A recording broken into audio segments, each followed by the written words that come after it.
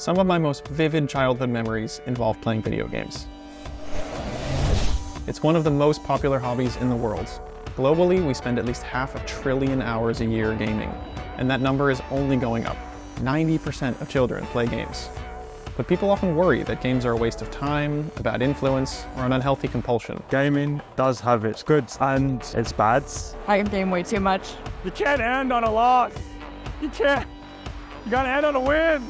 Oh. So how can you make sure you're maximizing the positives and minimizing the negatives? I want to tell you about 3 ways to ensure gaming is good for your mental health, not bad.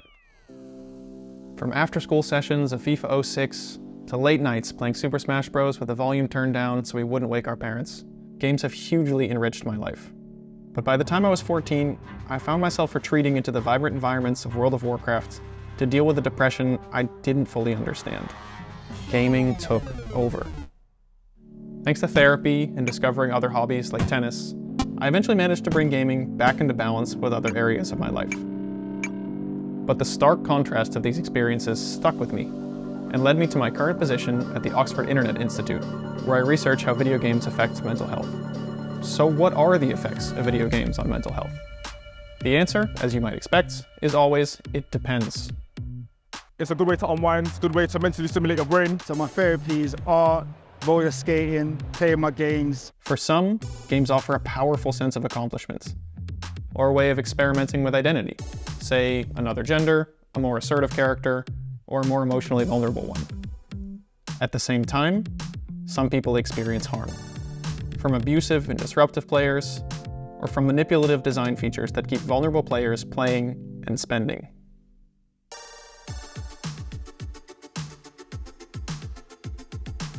Now, we can't definitively say who will be impacted in this way. We do know very clearly from the scientific evidence that how gaming actually affects you has very little to do with how much time you spend playing. It's more about what, how, why, and who you play with. In other words, it's the quality, not the quantity, that matters. So how can you play in a way that's healthy and enriching? Here are 3 questions to ask yourself. Question 1. Do I feel like I'm improving or learning when I play? Oddly, Genshin has shaped my artist identity because their designs are so intricate and their color theory is amazing, and it's really inspired me with my characters, with my stories. Gaming is so big, so vast, so if you don't like one thing, you'd have many options. It's like a buffet. If you just stick with one section of the buffet, you're doing something wrong. You need to try all the foods. Fundamentally, games are learning engines. If you're not feeling this sense of learning and curiosity, it might be a good moment to switch to something else. Question 2. What is my relationship with other players? Games are very social spaces. As many as 80% of game sessions now take place in multiplayer games. You can really sort of find your people, as it were. Research shows people feel best when playing with people they know offline too. Question 3. If I weren't playing games right now, what would I be doing? Spending time playing games is, by definition, not spending time doing something else. Now, it's fully okay to prioritize gaming, as long as you're aware of how each gaming session is affecting other areas of your life. Are other things that are important to you getting squeezed, like work, university, school, sleep, or relationships? Keeping a diary of your play can be a good way to keep an eye on this. Some people, they might need reminders, so maybe set a reminder on their phone. I recently got into playing Diablo 3, an endless loop of higher level dungeons rewarding you with higher level loot. I had the sinking realization that I could do this forever, and most of it might even be fun. But a year from now, would I be glad that I did it?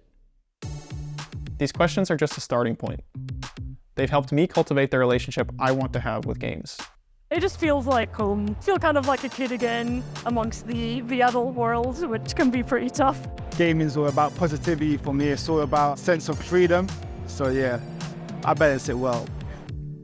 I hope to help you too, or your loved ones, to become ever so slightly more reflective about your gaming, so you can experience the best of what gaming has to offer the world.